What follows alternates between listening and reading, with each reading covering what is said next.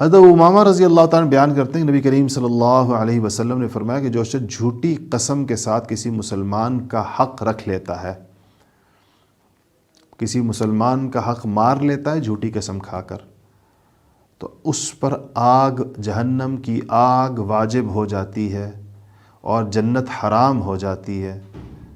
تو ایک آدمی جو وہاں کھڑے تھے انہوں نے کہا کہ یا رسول اللہ وَإِنْ كَانَ شَيْئًا يَسِيرًا، اور اگر وہ کوئی بہت ہی چھوٹی سی چیز ہو تب بھی؟